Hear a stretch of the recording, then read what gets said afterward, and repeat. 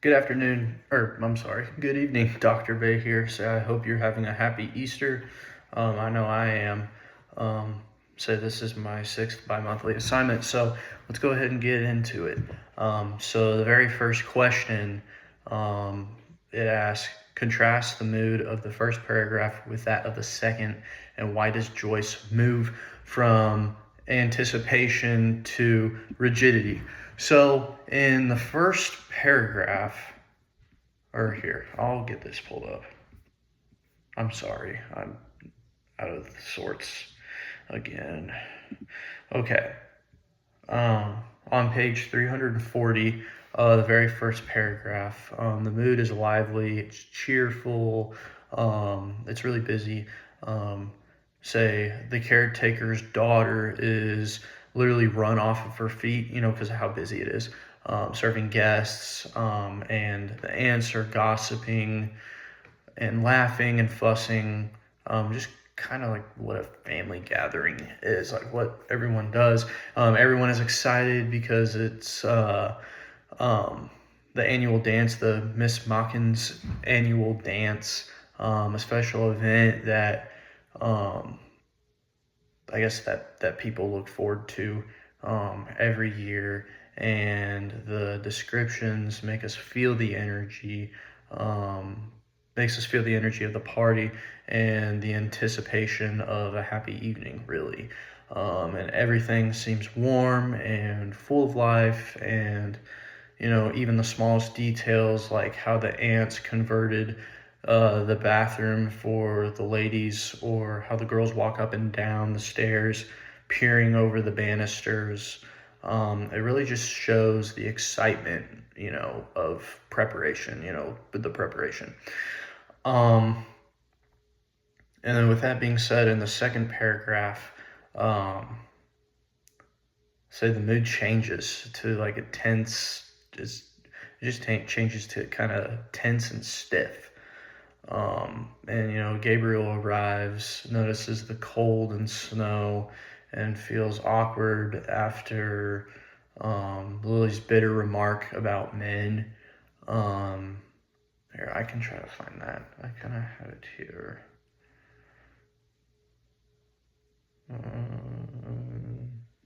Okay, here we go. On page 342, the first paragraph, it says, the men that is now are only all palaver and what they can get out of you. And it's just kind of awkward there. So it's kind of an awkward quote. He becomes self-conscious, and arranging his clothes and worrying about making a mistake. Joyce moves from excitement to, I guess, kind of rigid, like not moving, like just kind of stuck, like rigid, to show the contrast between really the lively party and Gabriel's inner nervousness. And while everyone else is having fun, he's tense, and thinking about how others see him, which makes the party feel a little uncomfortable for him. And just kind of going over that real quick before we move on to the next question. A lot of people do that. Like they will feel, like everyone is watching them, or everyone is, just looking at them. And half the time, the people around you aren't even looking at you or even thinking about you. So I just wanted to add that little thing. And then moving on to the second question. What does Miss Ivers want from Gabriel? Why is he so upset by his conversation with her? Why does she leave early? And figuratively, what does she take with her when she goes? So Miss Ivers wants Gabriel to be proud of Ireland. She wants him to be proud of Ireland and show interest in Irish culture and politics. And she challenges him on his background and criticizes him a little bit, which makes him feel, I guess you could say, uncomfortable, defensive. Gabriel's upset because he doesn't like being judged, obviously. And he worries about saying the wrong thing or not measuring up to her expectations. He also just doesn't want to seem as unpatriotic or lacking pride in his country. So the conversation makes him anxious. Um, again, just going back, the questions that he's asked, kind of puts him on the spot, puts him in a, you know, I guess you could say, a situation, and it makes him uncomfortable, Um, and Miss Evers, she leaves early, because she disagrees with Gabriel and does not want to continue with the conversation. Figuratively, when she goes, she takes away Gabriel's confidence, and leaving him alone with his worries and his self doubt. Um, I'm sorry, I'm blanking. And her presence and words make him reflect on his own identity. And her leaving really emphasizes, his isolation and uncertainty, and shows us a more vulnerable side of Gabriel, I guess you can say. Yeah, you can tell that there's a more vulnerable side there. Um, Okay, and now moving on to number 3. It says, explain the irony of Julia's singing arrayed for the bridal to Mary Jane's accompaniment, and what in this regard is the effect of the subsequent conversation. Um, so, so Julia, she sings the song arrayed for the bridal. Um, and which is meant to be joyful and celebratory about marriage. And really, the irony is that while the song celebrates happiness and love, the party itself is not perfect, and Gabriel feels nervous about his speech. Lily is kind of just bitter about men, um, and other characters are not entirely relaxed. And just really the song's words, they promise joy, but I guess you say, reality is more complicated and awkward. Um, and this contrast really makes the celebration feel both festive and slightly uneasy. The conversation that follows the song, really just highlights the difference between what people expect and what really happens. Like the expectations versus reality. You can expect something to happen, but reality is it's not going to happen. Like I expect to win the lottery. My expectation is that I want to win the lottery, but reality is more than likely I probably won't, because it is a very rare thing. Um, that happens, like only 1 in 1 billion or something. It's some crazy number. Um, yeah, it's just really, I'm sorry, I'm losing my, okay, yeah, sorry, okay, sorry, I'm a little tired. I'm sorry about that. But going back, kind of trying to get back on track, just people's expectations and reality, they're two different things. Um, what you expect might not happen. So moving on, even though everyone is dressed up and the party continues, Gabriel's discomfort and the little tensions among the guests remind us that life and social gatherings are never completely smooth or ideal. Now, I want to stop and talk about this because this kind of really sticks out to me. Um, I guess, like in life,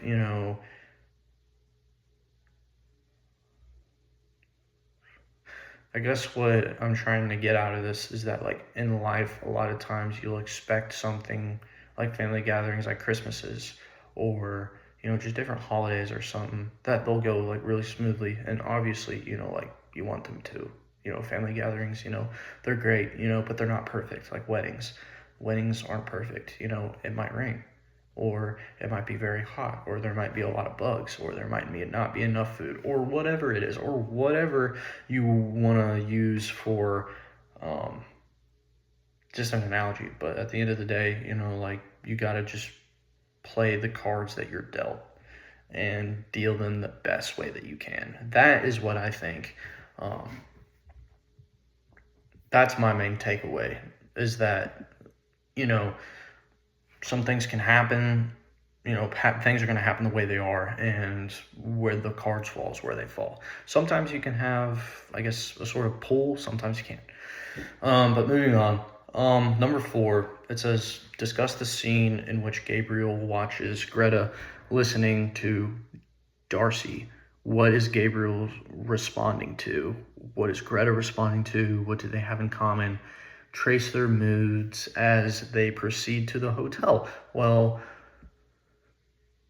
let's see here. I have a quote highlighted on page 362, the third paragraph. Gabriel watches Greta as she listens to Darcy sing and feels a mix of jealousy, curiosity, and anxiety. He notices her intense focus and the way she responds emotionally to the music, which makes him wonder about, I guess, her thoughts and feelings. What is she thinking? How does she feel? Thoughts and feelings, exactly what I said.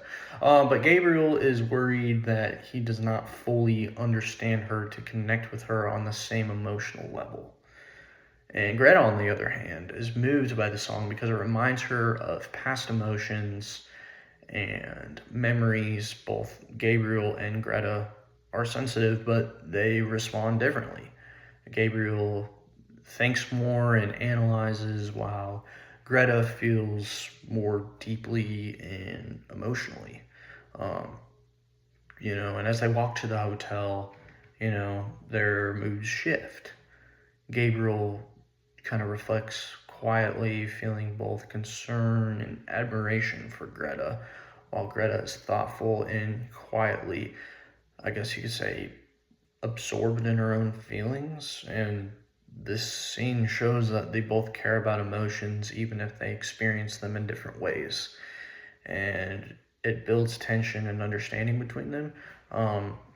Just hearing about and reading through this and hearing about, like, the ways that, like, people are so different, and the ways that a lot of people, like, going back to what Gabriel was afraid of, that what people think about him, whenever at the end of the day it might be completely different. I could think that someone hates me, but in reality they might actually really like me and want to get to know me. It just shows that, not only people are different, but also that, a lot of storms and a lot of wars are up here, and that if you just kind of calm those, that you'll be all right. And that, at the end of the day, a lot of people don't really pay that much attention to you, like what you wear. A lot of people might comment, oh, why are you wearing that? A lot of people do not care. A lot of people do not even look at you. Or some people don't acknowledge you. I don't know. Say, that's what I take away from kind of some of the, the readings. Like, I like to, like, personally reflect, because that helps me to kind of capitulate, to really just, I don't know, like, reflect on the story. It makes me understand it better. Okay, so the final question. Discuss the final paragraph and what does its poetic beauty contribute to the story, and what is our final attitude toward Gabriel? Well, the last paragraph, which page 369, page 369. The last paragraph is very poetic. Joyce describes Gabriel's thoughts and feelings with images like snowy evenings and the gentle reflection of life's beauty. The language gives the reader a sense of calm and wonder, and shows Gabriel thinking deeply about himself. Thinking deeply about himself, his life, and his place in the world. And it really just highlights his sensitivity and his growing awareness of emotions he had not fully noticed once before. And the poetic beauty of the story, it makes the story feel reflective and meaningful. And it encourages the reader to feel sympathy and understanding for Gabriel, even though, he's awkward, nervous, and sometimes unsure of himself. He is thoughtful and capable of deep feeling. And I guess we leave the story appreciating Gabriel's humanity. At least I do. You know, as I ended the story, and reflecting back, I appreciate Gabriel's humanity and complexity, seeing him as a character who is imperfect but also relatable and fully alive. Not every person's perfect. I'm certainly not perfect. I'm far from perfect.